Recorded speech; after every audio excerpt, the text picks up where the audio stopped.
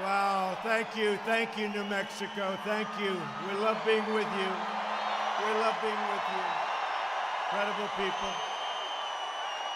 Incredible people, thank you very much. And I'm thrilled to be here in Albuquerque with thousands of hardworking, freedom-loving American patriots. Thank you. Incredible.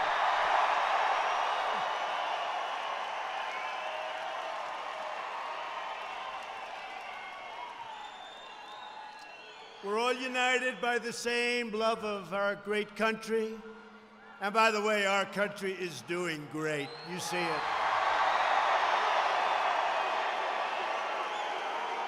The same devotion to family and the same profound faith that America is blessed by the eternal grace of Almighty God.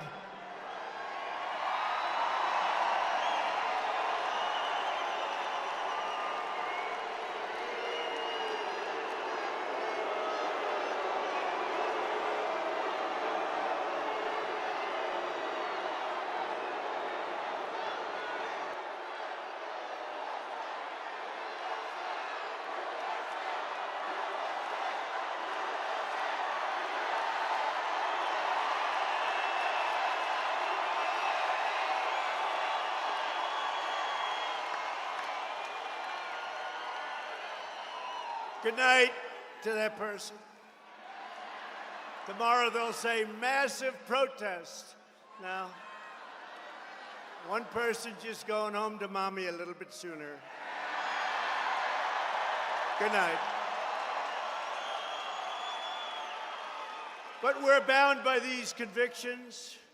We will campaign for every vote, and we will win the great state of New Mexico in 2020.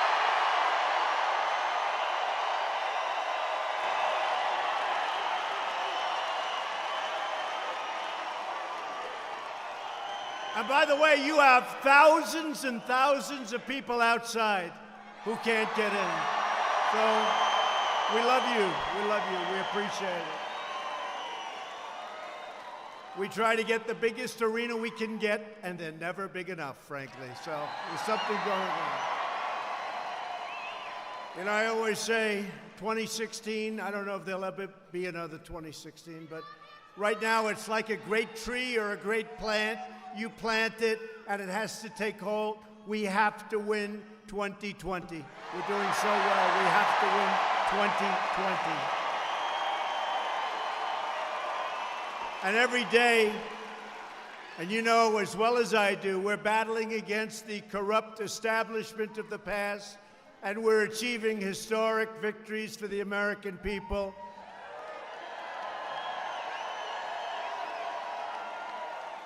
We're winning again, and we're winning big. We're winning big. Crucially for your state, we have ended the last administration's war on American energy. And since my election, natural gas production, big story today, in New Mexico has increased by 40%, 40.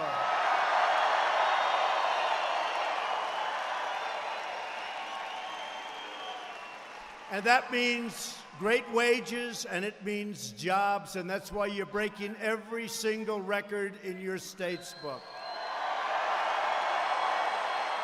Crude oil production in New Mexico has more than doubled and going up a lot higher very quickly. And your state's energy revenues are up by nearly 2/3. Think of that, 2/3.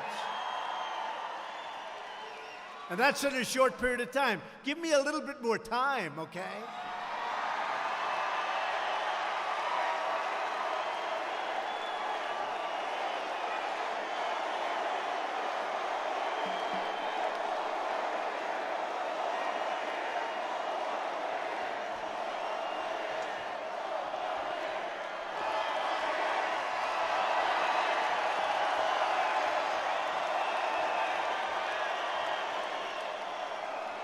The United States is now the #1 producer of oil and natural gas anywhere in the world.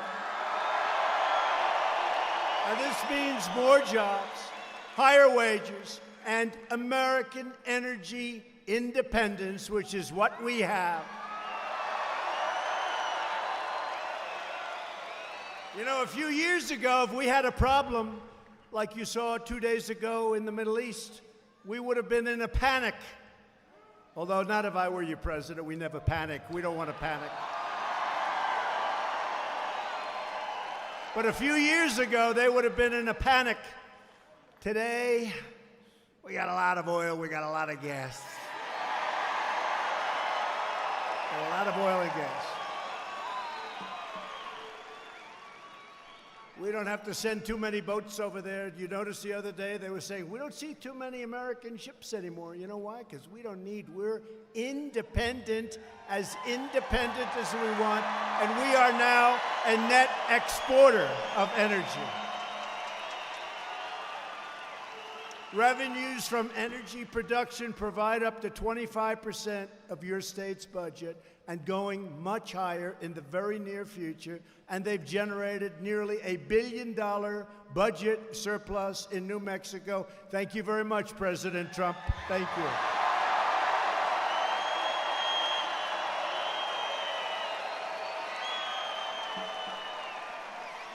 Now, under the Green New Deal, that all goes away. That all goes away. It all goes away. You can forget it. No more cows, no more airplanes, no more trips. A single car, make it electric, single car. You're not allowed to travel more than 162 miles. They'll call us the Hermit Nation. We'll never leave our house. No, it's crazy, but that's okay. I don't want to bring it up because I don't want to do it too early. Maybe they'll change. I don't want them to change. But think of it for you and for Texas and for so many other places. They want to get rid of your energy. I mean, explain that one. Explain that. Yet every major Democrat running for president, they want to abolish all production of oil and natural gas. In other words, the Democrats want to completely annihilate New Mexico's economy.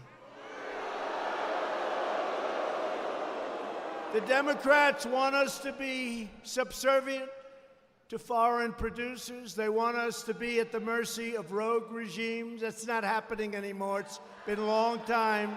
It's been a long time. It's not happening anymore. But Democrats will never get the chance because New Mexico will never give them that chance.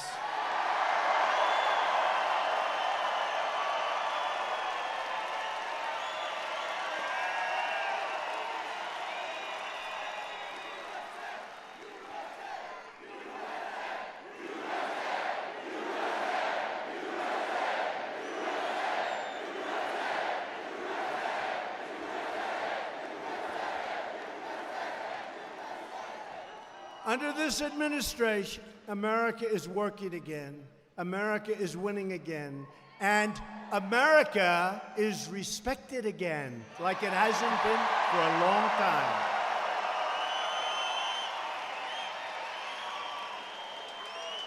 And I can tell you because I meet so many of the leaders and their presidents and their kings and their queens and their prime ministers and their everything, dictators every once in a while. Every once in a while, you get a rogue dictator. And I'll tell you, they always start off. Today, I had the Crown Prince of Bahrain. And they come in and they say, "Sir, I'd like to congratulate you on what you've done with the economy of the United States. It's a model for the entire world." They all say it. And earlier today, do we have any baseball fans, right? Right? You know what I'm going to say. But earlier today in the White House, I had the honor of awarding the Presidential Medal of Freedom. That's the highest civilian award to someone who truly embodies the American dream, baseball legend, the greatest, by the way, the greatest relief pitcher of all time. You look at those records. Mariano Rivera.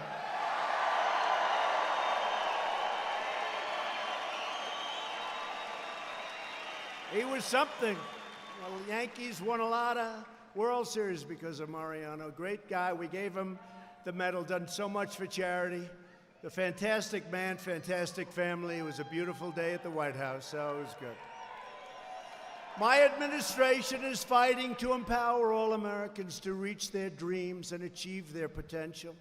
We have created 6 million new jobs since Election Day. The fake news would never have allowed us to say that during the campaign, even as a projection. Unemployment recently reached its lowest rate in over 50 years. More than 7 million Americans have been lifted off of food stamps. Nearly 600,000 Americans came into the labor force last month alone. Think of that. Wages in your state, New Mexico, are growing at a rate of much more than 3% a year, which is unheard of. 20 years ago, and I used to say during the campaign, you go back, it's hard to believe, I'm here almost 3 years. Can you believe how time is flying? Can you believe it? I don't know about me, but you look all much better than you did 3 years ago. Right? You're wealthier. And even with the Me Too movement, we can't say this, but I'll say it anyway, you're better looking. Including the men. Including the men. Now you're all looking good. Since my election, the number of new business applications for New Mexico has increased by almost 30%, more than any state in the United States.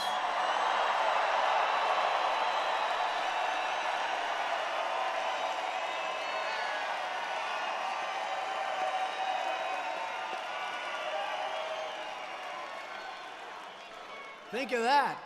More than any state in the United States. So, essentially, that's saying you're in a certain category, which is a very important category. You're doing better than any state in the United States. How do I lose New Mexico? Explain that one, right? How do we lose that one? Now, and yet, for whatever reason, it's been quite a while since a Republican won this state, but we're going to win the state. I think we're going to win the state easy.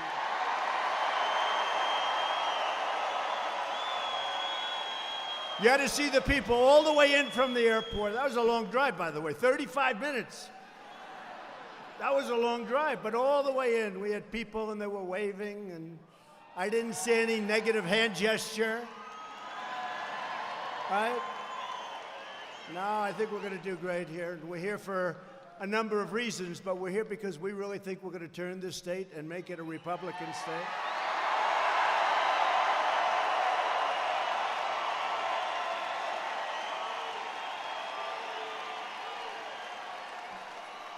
Yesterday marked the beginning of the Hispanic Heritage Month. Who's Hispanic here?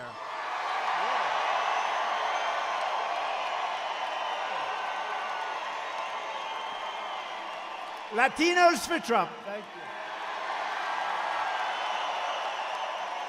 Incredible people. But we have much to celebrate. Unbelievable when you think the unemployment for Hispanic Americans is right now at the lowest level ever recorded in the history of our country.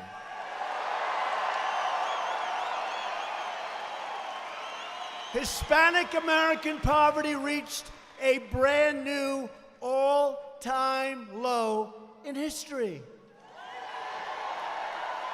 And after years of stagnation that you know very well, wages for Hispanic Americans are rising really fast, up nearly 8% since my election. Those are unheard of numbers. They're unheard of. And median income, think of that, median income for Hispanic Americans surpassed $50,000 for the first time ever. That's your median. That's not bad. That means you're wealthy, and you're getting wealthier fast. And I just want to tell you, it's an honor. But you know, when I'm on the debate stage, debating one of these far-left radical Democrats, whoever it may be,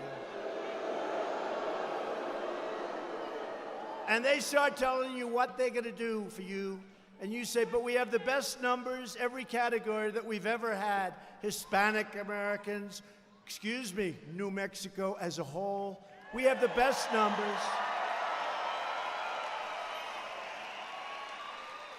African Americans, the best numbers that we've ever had in the history of our country. Asian Americans, the best numbers that we've ever had in history. Women, the best numbers that we've had in 71 years.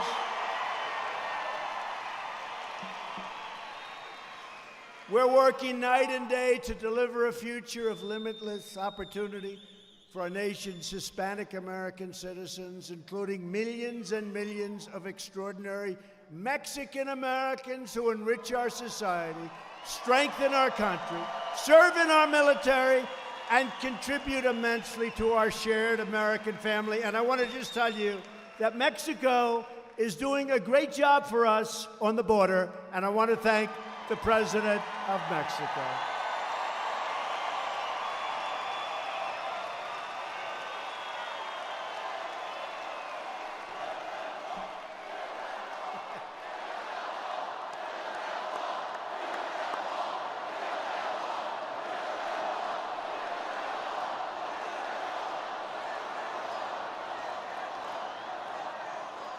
You know, it's very interesting. I hear everybody screaming, well, you know, we're building the wall, and it's going up, and it's going up fast.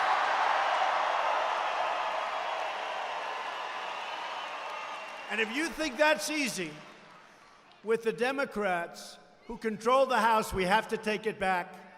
But if you think it's easy, but we're building a lot of wall, we'll have almost 500 miles of wall built by the end of next year, and it's making a big difference. 500 miles.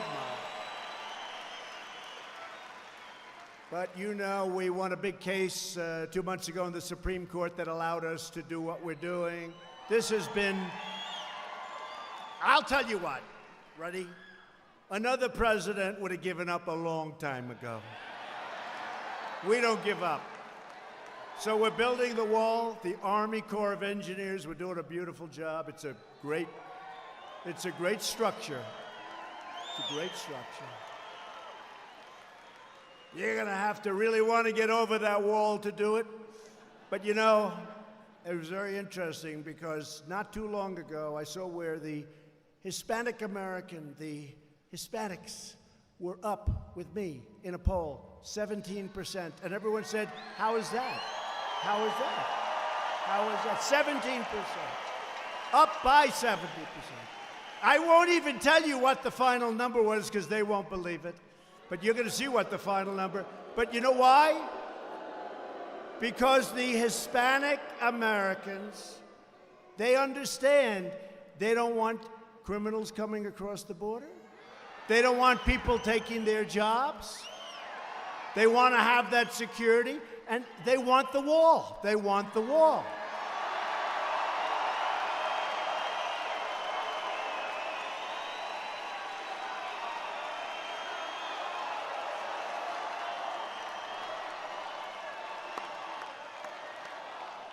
And we have a man in the audience who is, I think, the best dressed man in this entire place, including me, right here. Look at him. Come here. Look at him. Look at this guy.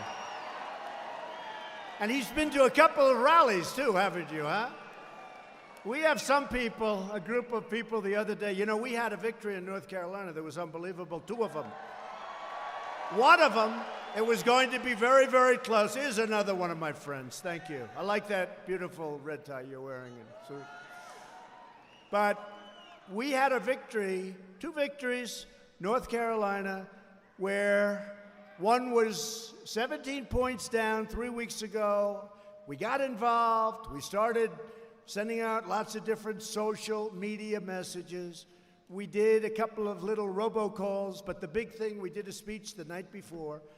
The turnout was beyond belief. And instead of being down by 17 points, he easily won the election, 4,000 or 5,000 votes. Dan, thank you, Dan. Thank you, Dan Bishop. And Greg Murphy was up a couple of points, and he ended up winning. I don't know, I'd ask the media, but they won't give me. How many, what did he get? You know, like 20, 21? He won by a lot. He won by a lot. I'd ask them, but we're not going to get a straight answer. They were not happy. They were not happy. I'll tell you, Tuesday night, the fake news was not happy.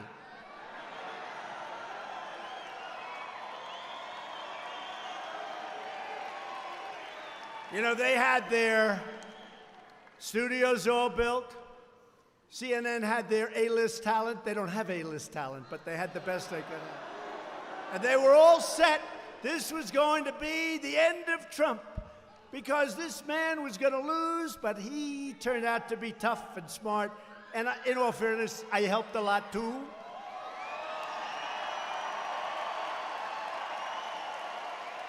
And toward the end of the night, they started dismantling that studio. Probably would have been there for 4 weeks. This is the end. But we had two great victories, congressional victories, on Tuesday night, and it was something. The one gentleman won by a number that nobody thought even possible so much, and the other won a race that he was way, way, way back. In fact, I shouldn't tell you this, but my geniuses, my people, some of those people standing right there, right there. Some of them right there. They said, "Sir, don't get involved in that race, sir. You can't come back from 17 points, sir. It's too much." I said, "But you know, I really like the guy. I think he's great. Let's give it a shot." They say, "Sir, if you lose, they will never, ever, it'll be much worse." I said, "Let me tell you, I know them very well. Whether I help him or don't help him, it's going to be the same. It's going to be a disaster. So let's help him." And we campaigned and we worked hard, right? They said, "Don't do it, sir. Don't do it. Please don't do it, sir. It'll be very embarrassing." I said, "No, I don't mind being embarrassed. I don't mind being embarrassed." We're also very proud that unemployment among Native Americans has reached the lowest rate in nearly 2 decades.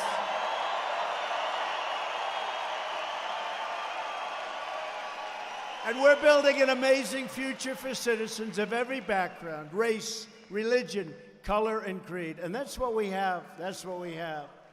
Race, religion, color, and creed. But the radical left Democrats want to demolish everything that we've gained. They want to raise your taxes. They want to bury you in regulation. They want to take away your health insurance, 180 million Americans. They want to erase American history, crush religious liberty, indoctrinate our students with left-wing ideology. And left-wing Democrats want to confiscate your guns and eliminate your God-given right to self-defense. You know that. As your president, I will never allow them to take away your liberty, your dignity, your Social Security.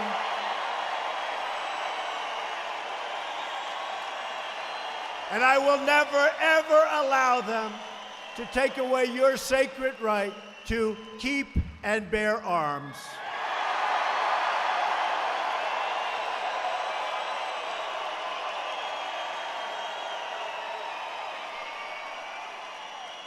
The left tries to threaten, bully, intimidate Americans into submission. They use Democrat prosecutors and phony congressional committees whenever they can. They'll do whatever they can to demean you, to libel you. They try to blacklist, coerce, cancel, or destroy anyone who gets in their way. Look at what they're doing today to Justice Kavanaugh. Look at what they're doing.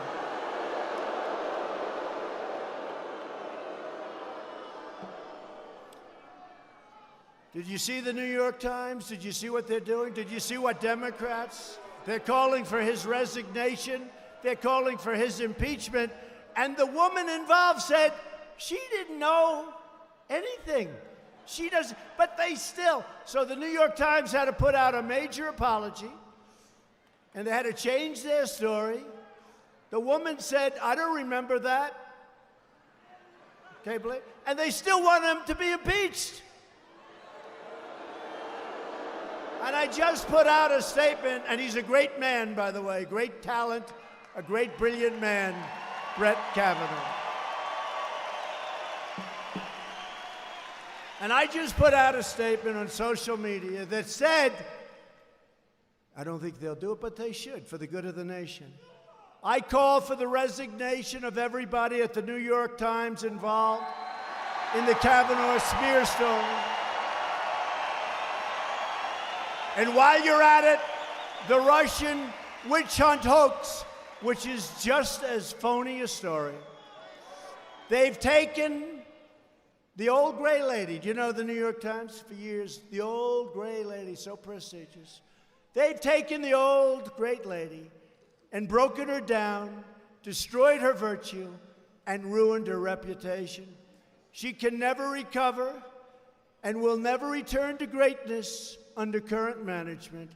The Times is dead. Long live the New York Times. Long live the New York Times. And I do want it to live, but they have to change their ways. Think of it. They wrote a story about somebody that said, she doesn't remember this. Can you even believe it? And yet, all of these radical left crazies on Judiciary Committee and all of these committees that are set up to hurt the country, with all that we have going, with Saudi Arabia, with Iran, with China, trade deal, with Russia, with North Korea, with all that we have going. Look at the cards that we've been dealt. Lucky we won the election in 2016, believe me.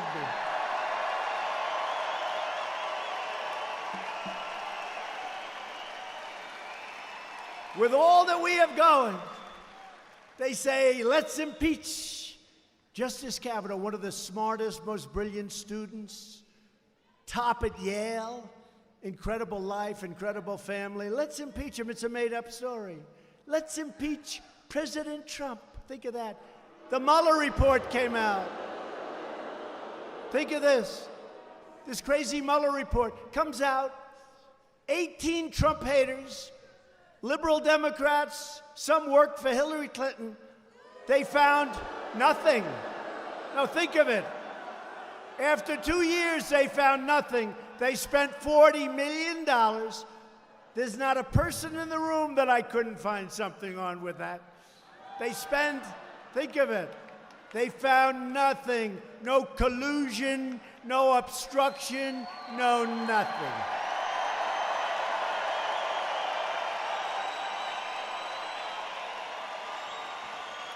To stop the far left's campaign of destruction, you must vote Republican, and you're going to get the chance very soon.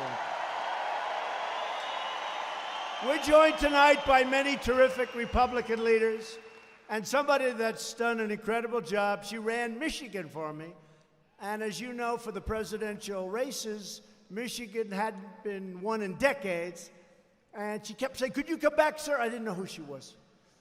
I said, who the heck is the woman in Michigan that keeps asking? She said, sir, if you keep coming back, you're going to win Michigan. Hasn't been won in decades. And I won Michigan. Remember that great, great night? November.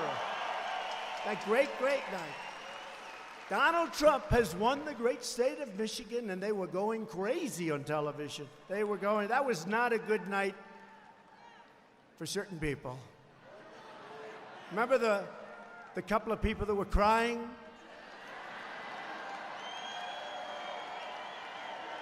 I guess they don't like a strong military. They don't like cutting regulations. They don't like low taxes.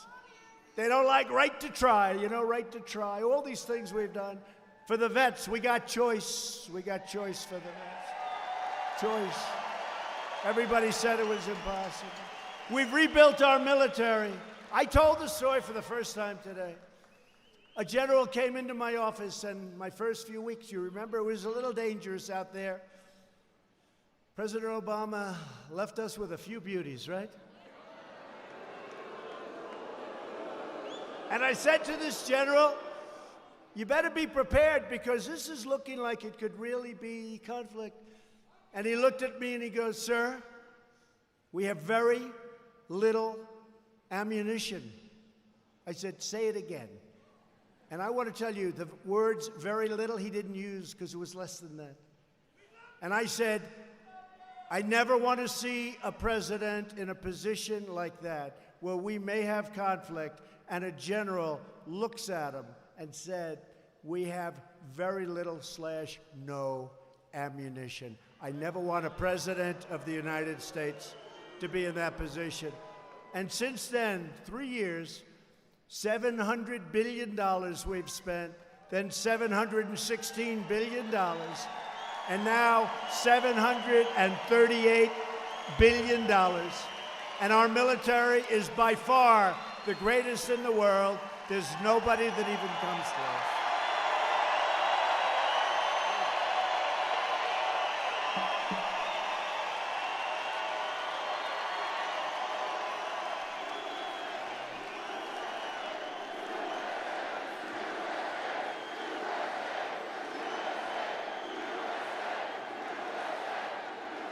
So anyway, no president should ever be put in that position. And by the way, no president should ever have to go through what I've gone through either. That should never happen. What happened is a disgrace to our country. No president should ever have to go through it. And I'll tell you what, 99% of them would never have been able to take it. They wouldn't have been able to take it. But we won the great state of Michigan, and now we're doing really well because we've moved a lot of car companies. I tell Japan, sorry, big deficits with all these countries. We're changing it, but you got to get car companies. We're building car companies now in Michigan. They're not going to be leaving for lots of other countries, including China, including Mexico. They're going to stay home, and they're going to pay you a lot of money, and everybody's going to be happy. But Michigan's doing great. And Ronna McDaniel was the Republican Party chair of Michigan. So when we won the election, I said, let's get the woman from Michigan to run the RNC. And she has done an incredible job. Thank you, Ronna.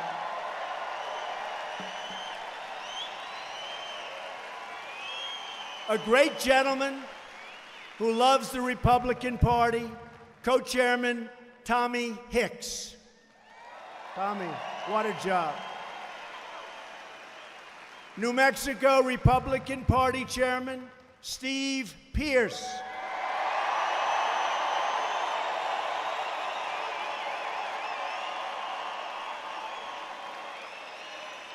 My friend and a really talented guy, he just gets the hell knocked out of him all the time. Brad Parscale, what a job he's doing. Brad, great job, Brad. Great job. And another great friend of mine, somebody that was on CNN and they didn't like him because he was too positive on Trump. Can you believe it? He happens to be Hispanic. He happens to be Hispanic, but I've never quite figured it out because he looks more like a wasp than I do. So I haven't figured that one out. But I'll tell you what, there is nobody that loves this country more or Hispanic more than Steve Cortez. Steve. Thank you, Steve. Nobody loves the Hispanics more. What do you like more, the country or the Hispanics? He says, the country, I don't know. I may have to go for the Hispanics, to be honest with you. We got a lot of Hispanics. We love our Hispanics. Get out and vote. You know, just before the last election, the Cubans from Miami, where we got a tremendous percentage of the vote, close to 90%, they gave me the Bay of Pigs Award. Can you imagine, right? The Bay of Pigs Award. And the Venezuelans and the Cubans are all for Trump. I will tell you that. They're all for Trump. They like what we're doing. With the help of, and Steve, I want to thank you very much, by the way, and you were incredible on CNN, and now you'll get a real job, okay? Steve, that audience wasn't big enough for you. Their ratings aren't good. With the help of everyone here tonight, we're taking power out of Washington and giving it back to the great people of our country and to the people of New Mexico.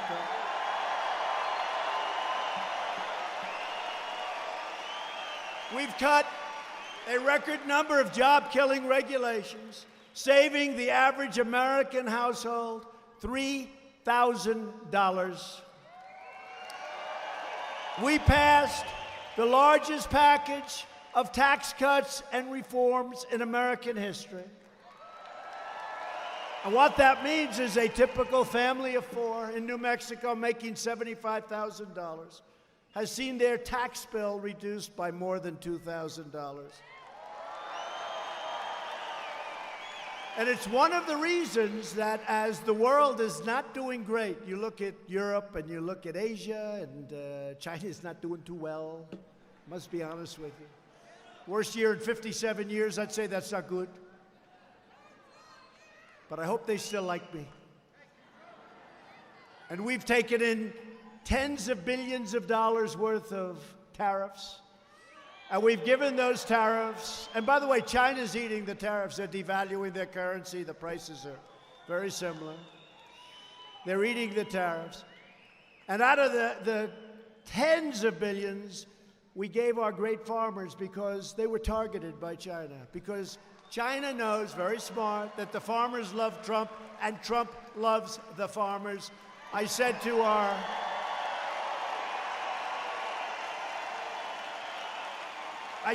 our Secretary of Agriculture, Sonny Perdue, I said, Sonny, how much did the farmers get hit by China targeting them and pulling back and doing all sorts of things? He said, $16 billion. I said, that's okay. We'll take $16 billion out of a much, much, much larger number. We're going to give it to the farmers so that they're even. And I tell you, the farmers do love Trump. They do love Trump.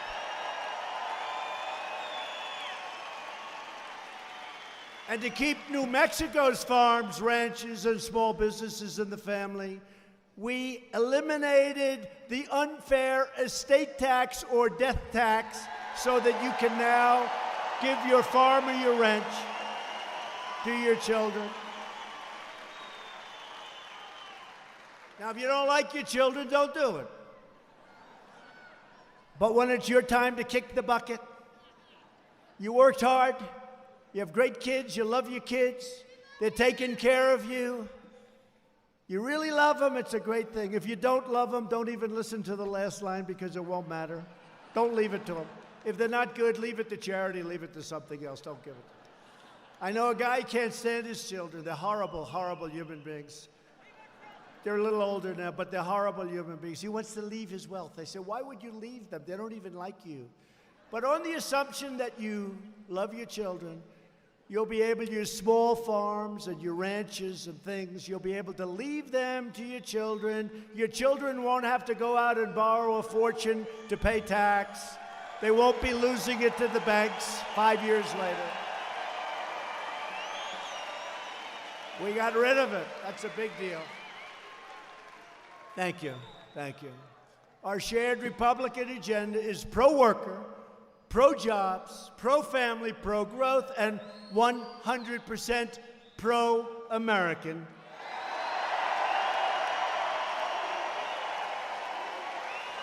For many decades, our leaders put global interests and special interests ahead of your interests. You know that. In New Mexico, you know exactly what I'm talking about. People came in, they took your jobs, they had no border, they had no border control. Look at what's going on now, how we're doing. I mean, honestly, I mentioned the president of Mexico. We have today 27,000 Mexican soldiers on the border protecting our country, and I'll take it.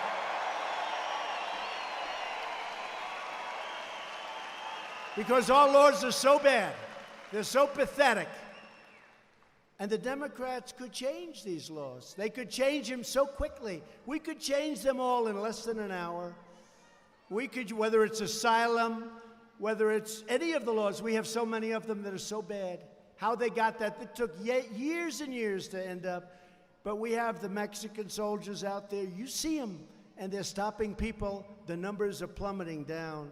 So I just want to thank all of the representatives of Mexico. Amazing. But we got to get rid of the loopholes. You know, the word is loopholes. And the Democrats could do it fast, but in the meantime, we're doing really well. And as the wall goes up, it becomes less and less of a problem. Because as the wall gets up, people aren't getting through. I mean, you got to be a world-class pole vaulter or a world-class Mount Everest type climber. There's not too many around like that. It's really doing the trick. The failed liberal establishment in Washington squandered your tax dollars, shipped away your jobs, sacrificed your sovereignty, and bogged us down in one foreign war or debacle, call it whatever you want, after another. And that's changing also. You see what's happening. And when these rich countries think we're going to pay for their military every year, billions and billions and billions, and they're rich and they take our business and we're supposed to, on top of everything else, I could tell you stories, but I'm going to save them for the campaign. You know, because to be honest, this is a little earlier than the campaign. Wait till this campaign starts. You know, like I was telling Brad and I was telling a few of the folks, one thing I don't want to do, Michael back there, Michael, hello, Mike, what a job he's done. But I'm telling them, I don't want to do this too early. I don't want to do it. You know, the Pocahontas thing, I did that, it was before its time. Right? It was before its time. Too early. 1024th. That means I have more Indian blood than she does, and I have none, unfortunately. I'd like to say I have a lot. That would get me another 4%, maybe another 10%. But I was early with her, and frankly, oh, it's coming back. Don't worry about it. But those days are over. Under this administration, we are finally putting America first. Putting it first.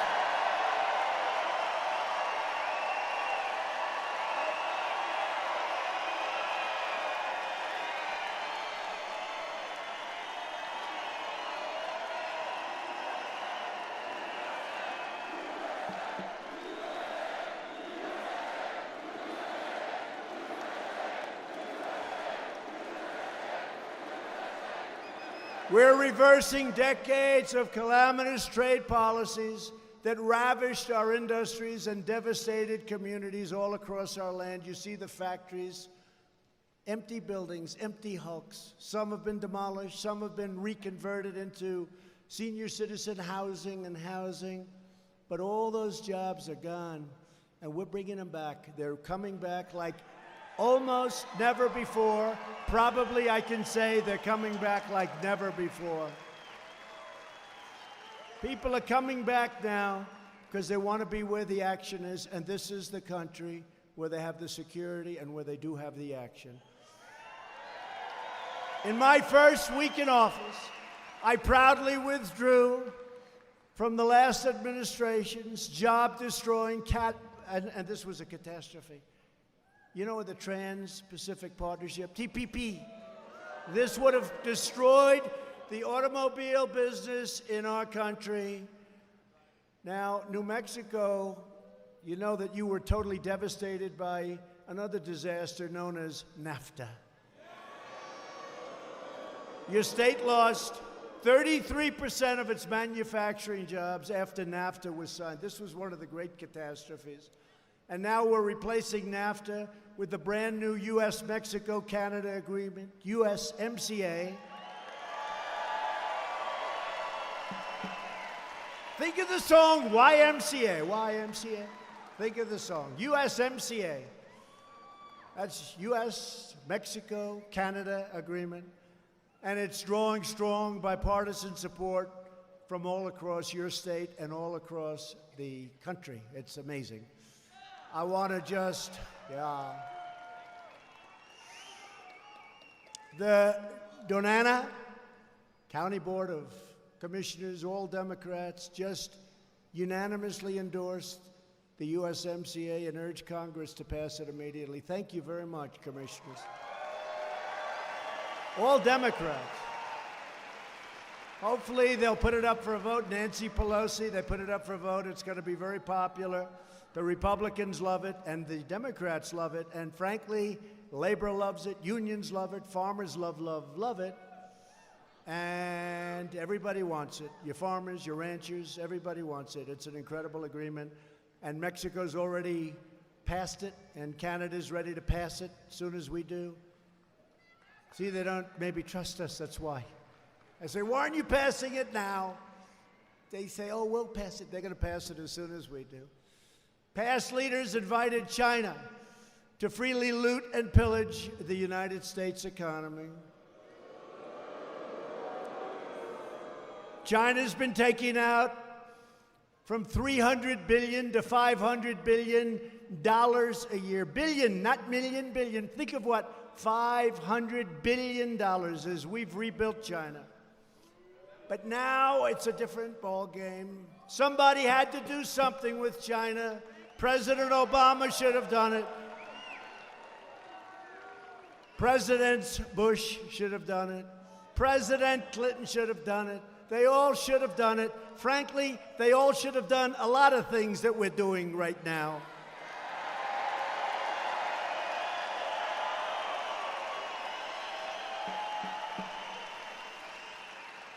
So if you look at it, nobody did it, so I'm doing it, and that's what's going to happen, and we're doing well. So now we're taking in billions and billions of dollars from China, when in the past, we never got 10 cents. We never got money. We never got anything. You know, we got unemployment and losses, and some cheap pencils, more than we needed. You could do with one less pencil. Following decades of outsourcing and offshoring, our jobs and factories are coming back home where they belong. If foreign companies do not want to pay our tariffs, there is one very simple solution. Come and make your product in America. Come and make your product in New Mexico.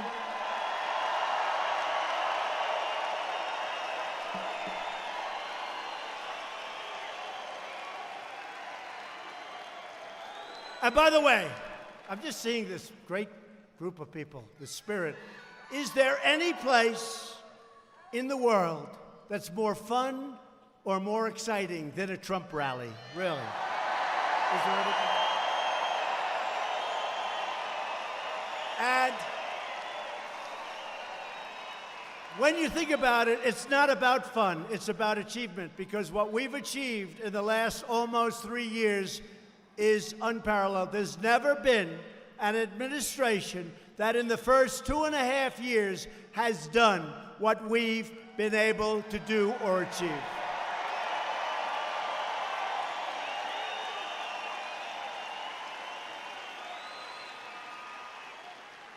In a few short weeks, we'll be up to 180. Sounds impossible. Federal judges, including Court of Appeals judges.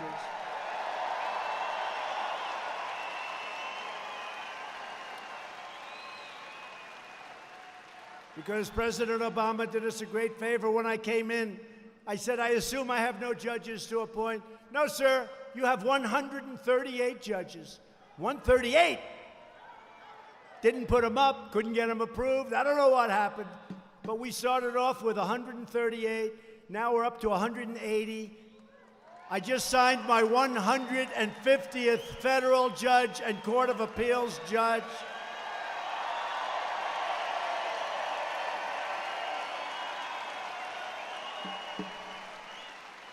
And we already have two great Supreme Court justices, Gorsuch and Kavanaugh. Great, great men. So think of that. You know, you come in, and I've always heard the most important thing a president does. I disagree with this, by the way, but that's okay. I disagree with a lot of things. Because I think the most important thing is our military and protecting our country, right?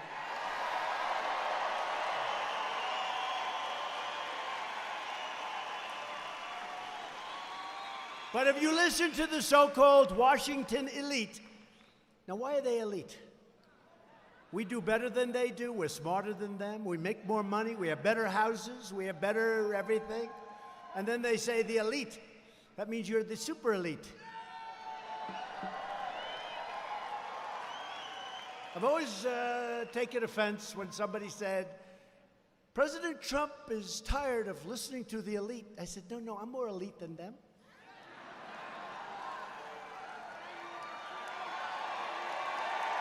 Well, I think so.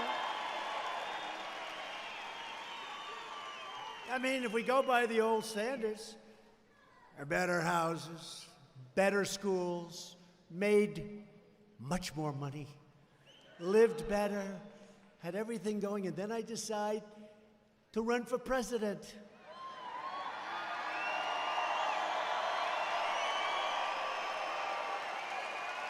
And I'll be honest, what we have to put up with these people and others it's incredible, but it's the greatest single decision I've ever made because our country is turning around so rapidly. I could not be happier, despite what they put us all through. Could not be happier.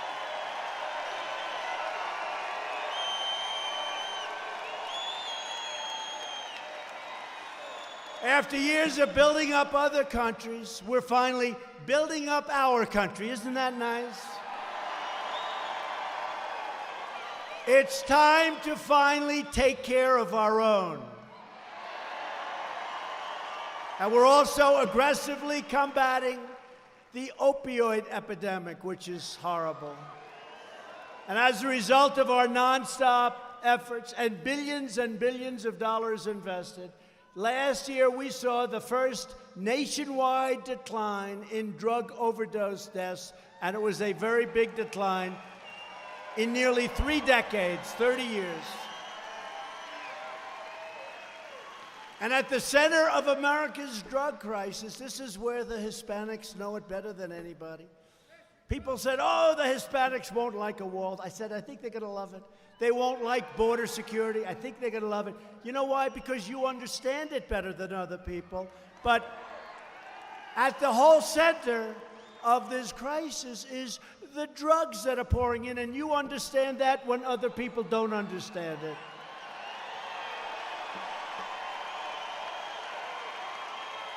The border crisis. Everyday dangerous criminal cartels smuggle vast quantities of lethal narcotics across your southern border, including heroin, meth, cocaine, and fentanyl. And we're stopping them now. You see the kind of numbers. We're getting millions and millions and millions of dollars worth.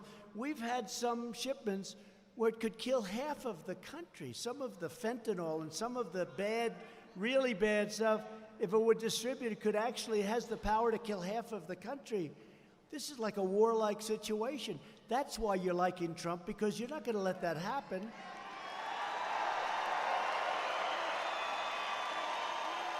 If you want to stop the drug smugglers and the human traffickers, how about the human traffic? And they traffic, really, for the most part, in women. That's what they traffic in. It's women. They're not trafficking in men. They capture women and they bring them across the open borders, and they don't go through ports of entry. where you have guards standing there with guns and rifles and everything else. They go out into the desert areas and they hang a left or they hang a right and they come in. But now when you have a wall, they can't do that, right? You can't do that.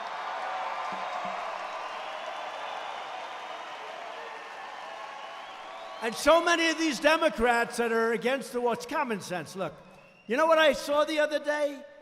Where the Democrats are having their convention, their national convention. They just gave out a tremendous contract. You know what it's for? They're building a big wall around the building. They're building a big wall. A massive wall. We should tell them, open borders, let anybody come in.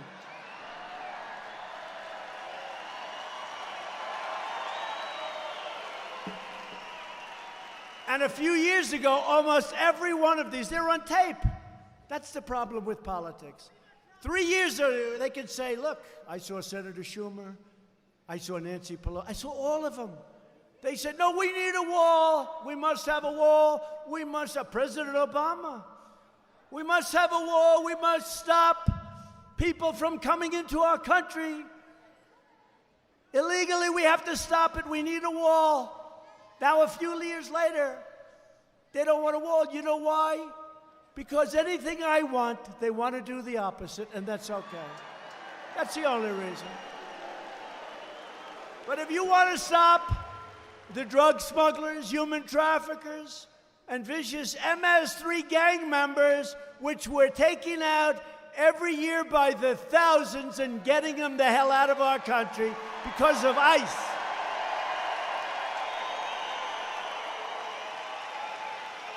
And if you want to stop all these people from threatening our communities and poisoning our youth, you know, it's poisoning our youth. That's what it is. It's nothing other than that. It's very simple. They're poisoning our youth.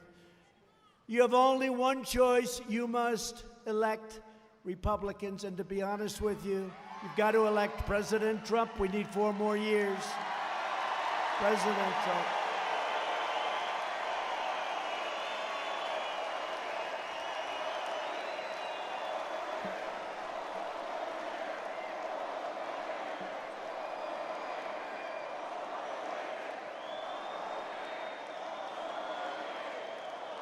How about these phony Democrats? They started with Russia, Russia, Russia. That turned out to be a fraud. That turned out to be a fraud. Then they went to race. Do you believe that one, race? I'm the least racist person in this room.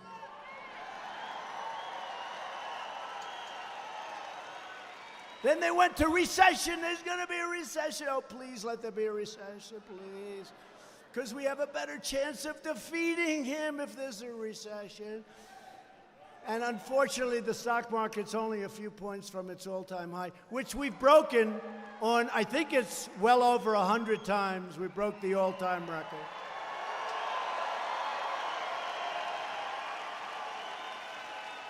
And now they have a new one, that I'm enriching myself. Let me tell you, by doing this and taking this particular job, which I love, it will cost me billions and billions of dollars. But if somebody from the Middle East that I never saw before comes in and stays at one of my hotels for an evening and pays $439, emoluments. Nobody ever heard the word emollient before. Emolument. Nobody ever heard that word. Emolument. He's enriching himself. If somebody buys a tank of gas in Scotland from an airport that I don't own, and they happen to go to a hotel, he's enriching himself. Like 20 people. I'm going to lose billions of dollars, and that's okay. I expected to do that when I did it. I didn't know what would happen if I lost. Can you imagine? Supposing I lost, and we would have had the same basic rhetoric. I mean, winning was great. Supposing, you know, I'm doing all the things, I'm telling you all the same sort of things. Supposing I didn't make it, I'd have to go around, I would have lost and lost billions. Then I would have been really unhappy. But I'll tell you what, I expected that when I did this, in terms of opportunity, in terms of certain places, they can never do as well when you have this kind of rhetoric. They can never do. So I'll lose billions of dollars, always expected. They say I enrich myself because somebody's going to stay at my hotel.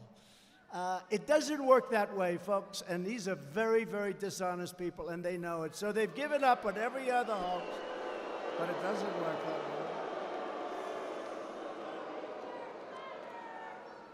way. You know it, too. You get it. The Democrat agenda of open borders places vast burdens on your communities and your schools and your hospitals and public safety, all at the expense of hardworking New Mexico families and throughout our country. Sheriffs and commissioners from 9 Mexico counties recently sent a letter to your state's congressional delegation begging them to vote for strong border security. They want in New Mexico. They don't want open borders. They don't want criminals pouring into your communities and doing what they do, and we won't even talk about that. They want strong, these are people that are with you, in many cases Democrats.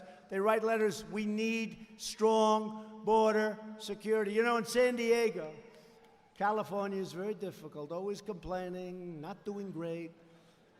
But they wanted a wall in San Diego, good mayor in San Diego, by the way. They wanted a wall. And I said, you know what, let's build it someplace else, because California, you know, once we build it, they'll complain. But then I said, you know, the people are pouring in. They needed it. They're pouring into San Diego, like going all over the place. And people that had houses, they didn't like people running over their gardens all day long, coming in from the other side.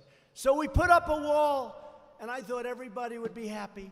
As soon as it was finished, the day it was finished, I was notified, we didn't want the wall. Why did you do the wall? And I will tell you, in other words, it's all a game. I'd love to take the sucker down and move it right now to New Mexico.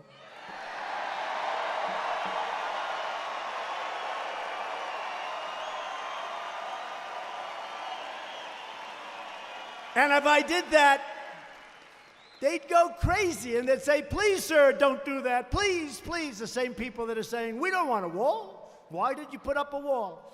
And I knew that was going to happen. I told my people that was going to happen. But they're very happy with their wall. Most of them won't say it. They love it. It stopped. It only stopped 99.9% of the people coming in.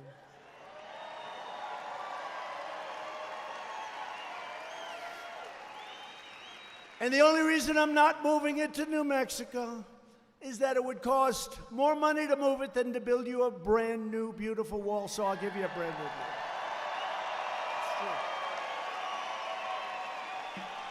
It's true. I actually priced it out. It's true. Oh, these contractors all my life I've been dealing, they can find a way to make money. Sir, it'll cost more money to move the wall than to build a new one.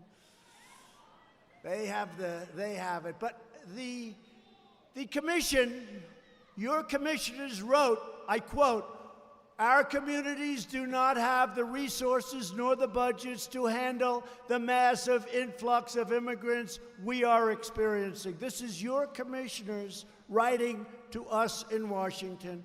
Our scarce resources are in danger of being rapidly depleted to the point that we will be unable to effectively care for our own citizens, you, and our existing homeless populations, many of whom are American veterans, right? So Democrats put illegal aliens before American citizens. Republicans believe that we must take care of our own citizens first. I'm sorry.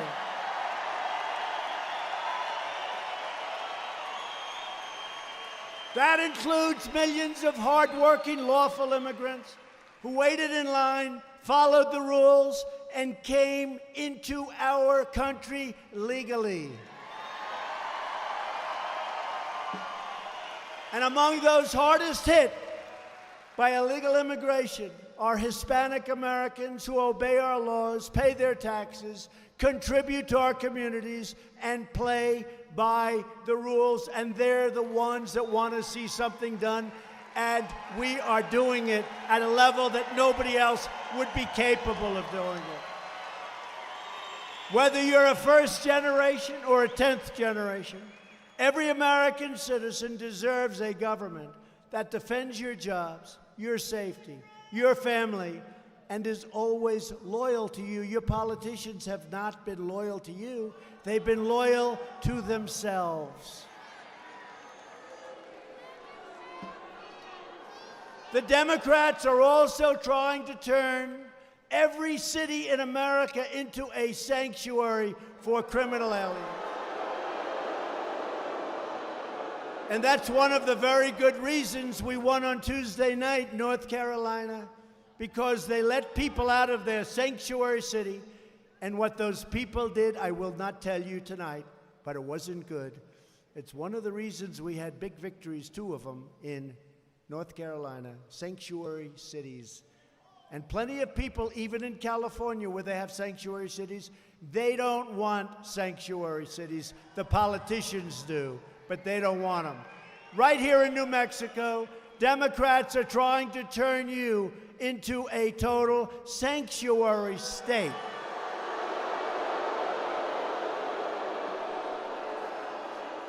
Creating a safe harbor for dangerous criminal aliens and gang members that sanctuary policies release from jail.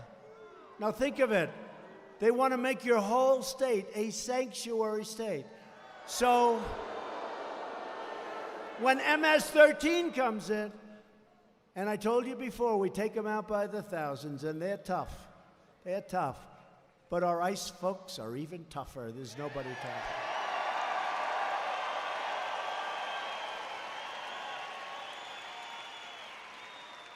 But you're, I would say, naive, but maybe it's much worse than that. They're naive, these politicians. The naive politicians, they don't want ICE to come in. They don't want to take these criminals out. And if you don't take them out and they're in New Mexico, I got to tell you something, folks. You got problems. You got problems. You got big problems. Republicans believe our cities should be sanctuaries for law-abiding Americans, not for criminal aliens.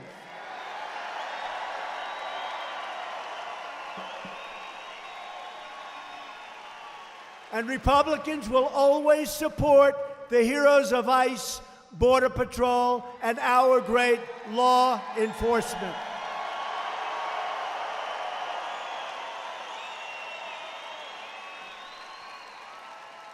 The Democrat Party, do you notice I always say the Democrat Party? You know, before I came, they were all calling Democratic because it sounds better, right? It does. It's much nicer. The Democratic Party is much nicer than the Democrat Party. But their name is the Democrat Party. And I'm not looking for them to sound nice. I want to give their name. So I always say the Democrat Party, but that's their name, the Democrat Party. Frankly, they should probably change it because it does, and then I'd call them the Democratic Party. But the Democrat Party has never been farther outside the mainstream. Every major, that's a nasty fly. I don't like those suckers. I don't know about you in New Mexico, but I'm not into flies or mosquitoes. I don't like snakes too much. We have plenty of them in New York and Washington, a different variety. I don't like snakes either. We got a lot of snakes in Washington, D.C. We got a lot of snakes in New York. I don't like either kind of snake. I think I like the kind on the ground better than the ones we have in Washington. Every major Democrat running for president supports a massive government takeover of health care that would destroy Medicare as we know it today. My administration will protect Medicare and defend your right to choose the plan and the doctor that is best for you.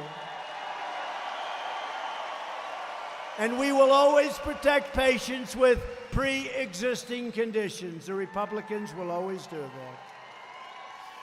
Our ambitious campaign to reduce the price of prescription drugs has produced the largest decline in drug prices in more than 50 years. You don't hear this because the fake news doesn't want to write about it.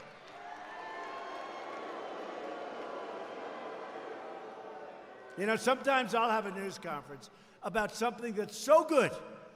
And I'll say, you know, I'll call my wife, First Lady, First Lady. People love our First Lady.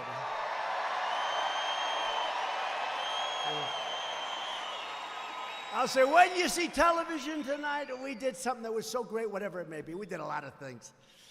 We did something so great, and it won't be on. But if there's something that's just slightly negative, or even if it's good that they can turn negative, that's what they like best. Take something good and turn it negative. It's breaking. We have breaking news. We have breaking news. Ah, these are phony people, but that's okay. You know, when you think of it, I'm president, and they're not. Crazy. It's crazy. You know, sometimes I'll be in the Oval Office, and I'll be with my people. We have great people, and I'll say, you know, and there's great calm in the Oval Office. You don't like to hear about it because you don't hear about it too much. That's not what they, but we have great calm, considering it's pretty wild stuff going on in the world, right? But I'll be saying, you know, they don't treat us right. They don't treat us right. It's not fair. It's not this. And then I'll just sit back. I'll say, but we're in the Oval Office, and they're not. It's pretty amazing. It's pretty amazing. And when you have the Democrat Party and the press, the media, the lamestream media, the fake news, and they're partners. They are partners, okay? Remember the word manufactured? They used the word manufactured on something. Never been used for that thing.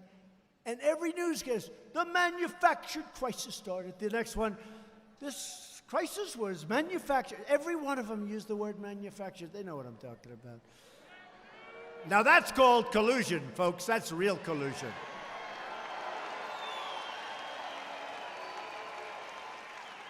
No, you have that, and so you have the Democrats, you have the media, they're partners. Then you have the deep state. We're getting rid of a lot of them. I'll tell you, we're finding them left and right. Boom. You take a look at what, I'll tell you what. You take a look at what we're doing with all of the things. I'm not going to get into detail, but you know what I'm talking about. Clean the swamp. That's the ultimate cleaning of the swamp.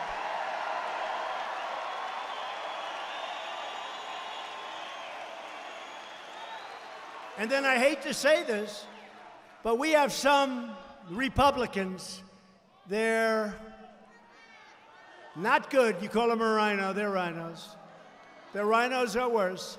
And some of them are worse than the Obama people, right? They're worse than the Obama people. They're worse than the Clinton people. But there aren't too many of them left. They're pretty much on respirators. They're gasping. They're gasping for air. But we do have some bad people that you wouldn't believe.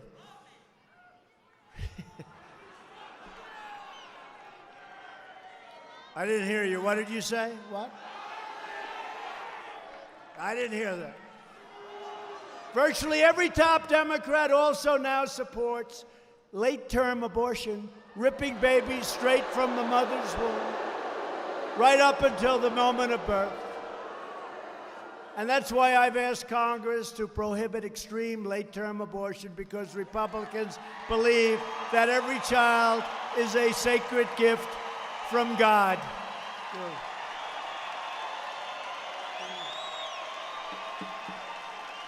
Right?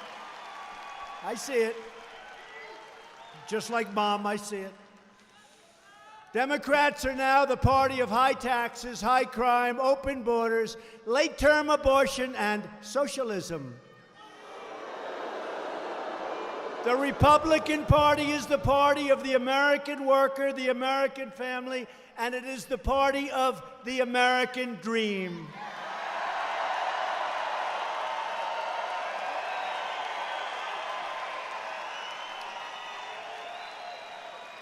We've achieved record funding for the U.S. military. All of that money, trillions and trillions of dollars spent, all produced right here in the good old USA.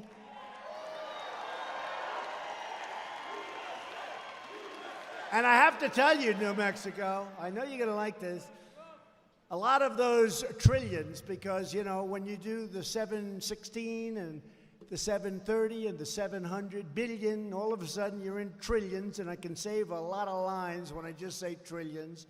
A lot of that money is going to be spent in a state-of-the-art military equipment that's being used at Holloman Air Force Base, White Sands Missile Range, Kirtland Air Force Base, and many other vital New Mexico military installations that are going up as we speak. That's also jobs, but more importantly than even jobs, incredible. What you've done for the military in New Mexico is incredible, and we've remembered, but we're pouring a lot of money into New Mexico, and that means a lot of good things. And we're investing in our nation's nuclear security, including right here in New Mexico, and Sandia National Laboratories and Los Alamos National Laboratory.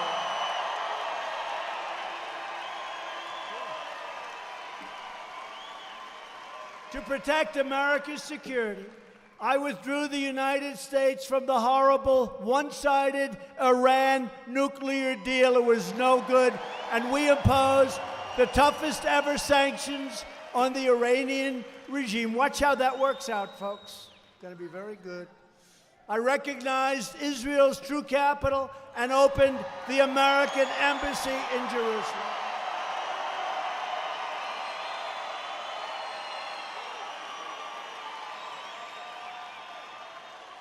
And don't forget what I did for Israel with respect to Golan Heights. Don't forget, right? For years you watched as your politicians apologize for America. Now you have a president who is standing up for America, and we are standing up for New Mexico.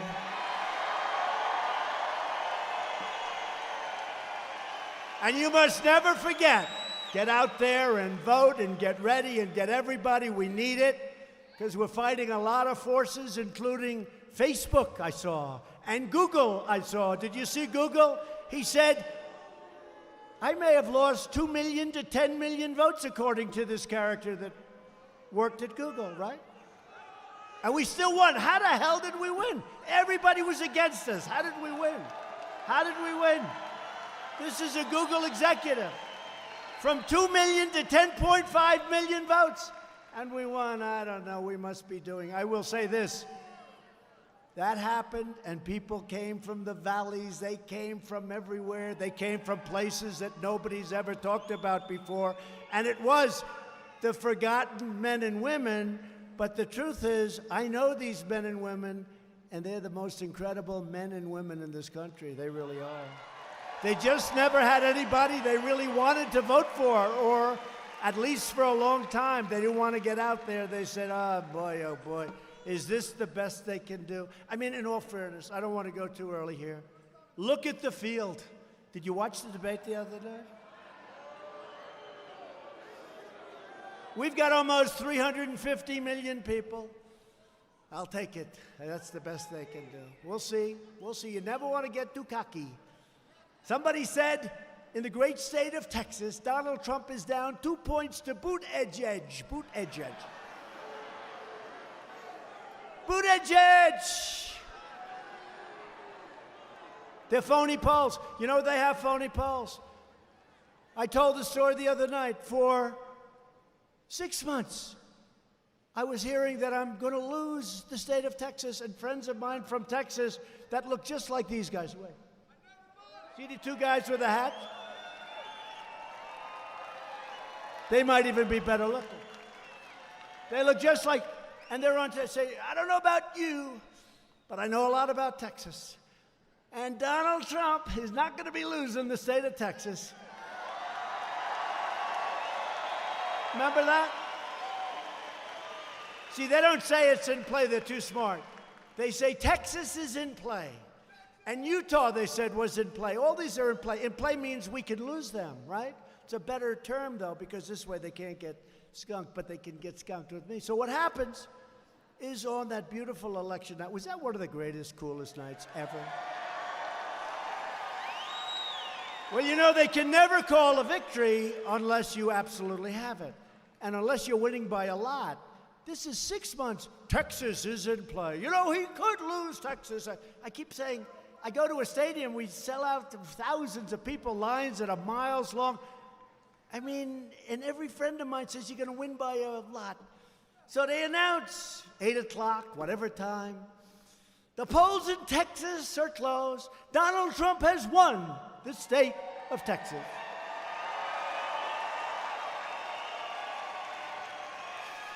The polls in Utah are closed. Donald Trump has won the state of Utah. They don't even take a breath. Now, if it's closed, like it's in play, you know, you wait 2, 3, 4, 5 hours to see what it is. But they don't even take a breath because they're called suppression polls. And they're no different than all of the dishonest reporting that you people see. They're no different. They're suppression polls. And I'll tell you what, we're going to win the state of New Mexico, and I'll be so surprised if we win. I'll be so surprised.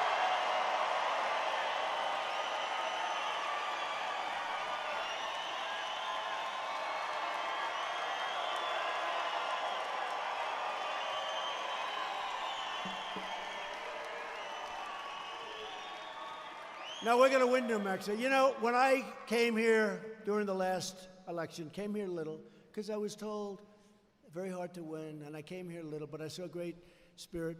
But I didn't really have a track record because, you know, I never did this stuff before. So I said I was going to cut your taxes, I did.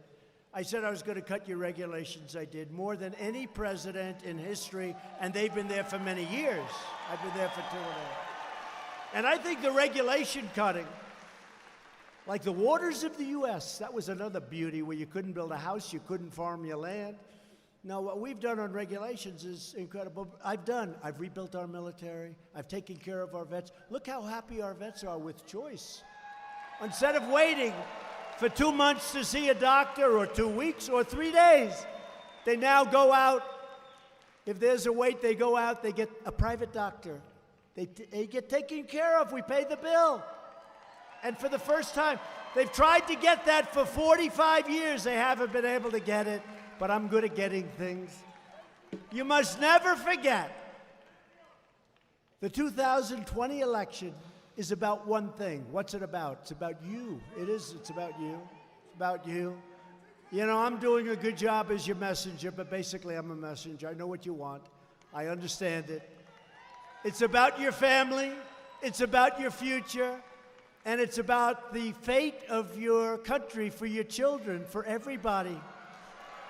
It's about the fate of your country. It's about the future of our great country.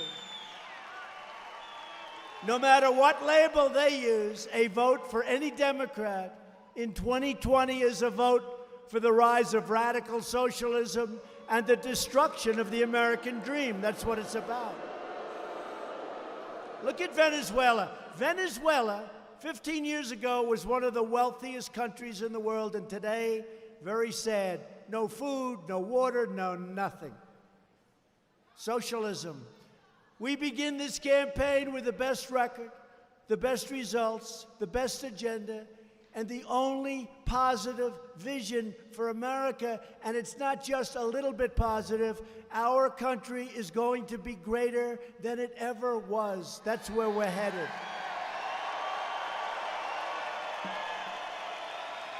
Together, we will help millions more citizens know the dignity of work, the pride of a paycheck, and the satisfaction of a job really well done. With your help, we will elect a Republican Congress to create a safe, modern, fair, and very lawful system of immigration.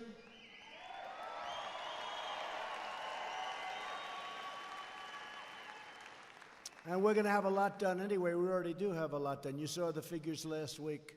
But we're doing it the hard way. It would be so much easier with a little stroke of the pen.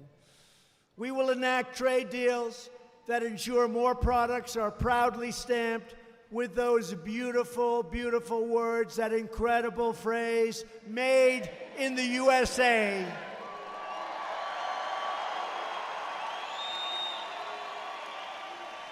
We will achieve new breakthroughs in science and medicine, finding new cures for childhood cancer, and ending the AIDS epidemic in America within 10 years. And we've already started that program. It will happen.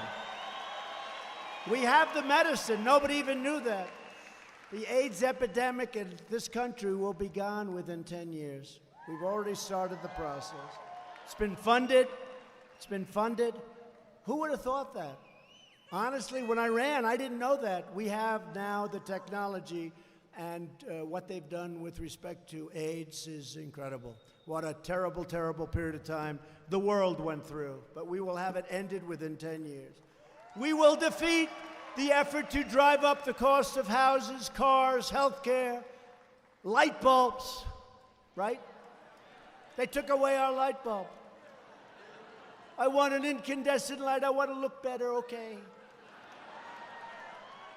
I want to pay less money to look better. Does that make sense? You pay much less money and you look much better. And on top of that, with the new bulbs, if they break, it's considered a hazardous waste site. It's all gases inside. And you're supposed to bring it back to where you bought it in a sealed container. Give me a break. I asked the people, the professionals, well, what do people do when it breaks? Because they break all the time. What do? Nothing. They throw it away. So a lot of people didn't know. They didn't understand. You get a much better light at a much reduced cost, and it's much safer. Because when those other bulbs break, they really are dangerous. The gases come out, they're dangerous. These are little things that I have to explain, otherwise people are saying, what the hell are you doing with light bulbs for? And we're trying to do the same thing with cars. Cars have so much junk on them now. To save a tiny little fraction of gasoline, they have so much junk that they're less safe. So what I want to do is the following. Under our rules and regulations, the cars are environmentally terrific, but they're safer and they're $3,500 less to buy. Right? And the reason they're safer is because they can be a little bit heavier. Makes sense, right? They can be a little bit heavier. I mean, they make them now like paper mache. Somebody touches them and the entire car collapses. When somebody hits me, I want to be in as close to an army tank as possible.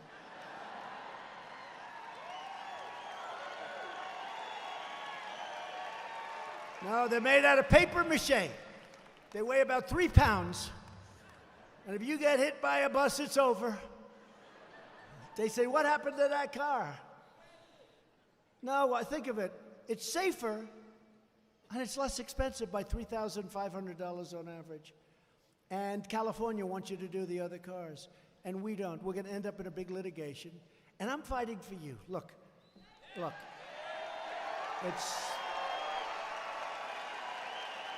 It's not the kind of thing most presidents would be fighting for because they say, yeah, let them pay more.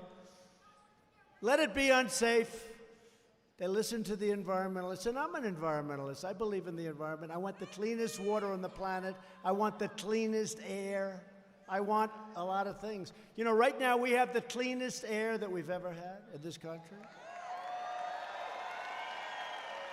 But what are they going to do about China and India and Russia and other countries that are spewing stuff? What are we doing about them? We're going to keep our suit nice and clean, but you know, the universe is so big that when you talk about China, the USA, India, you talk about these different places where a lot of bad stuff comes out, right?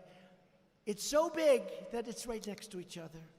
It's right next to each other. Does that make sense, right? It's right next to each other. So what are they going to do? We want to have the cleanest water and the cleanest air. We will defend privacy. We will defend free speech, free assembly, religious liberty, and we will always proudly defend your Second Amendment, and we're doing it now.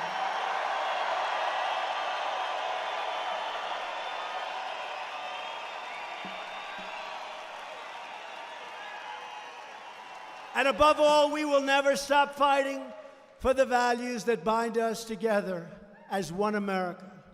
We support, protect, and defend the Constitution of the United States.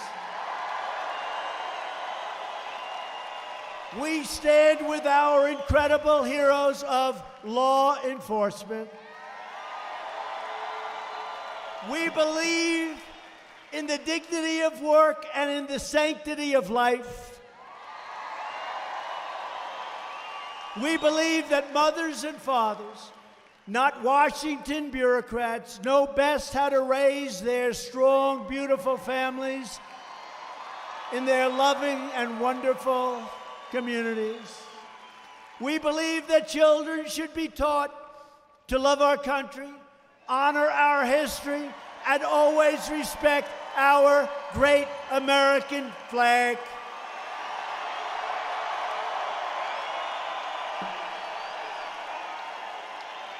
And we will always live by the words of our national motto: nobody will ever take it down. Nobody will ever take it down. We will never allow them to take it down. In God we trust.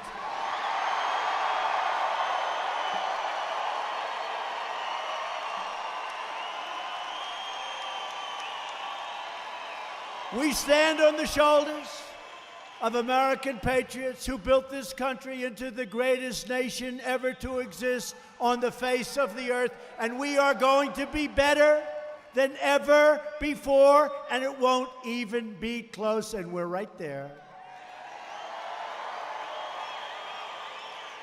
Our ancestors crossed the oceans, settled the continent, tamed the wilderness, revolutionized industry, pioneered scientists, won 2 world wars, defeated fascism and communism, put a man on the moon, and built the most exceptional country in the history of the world.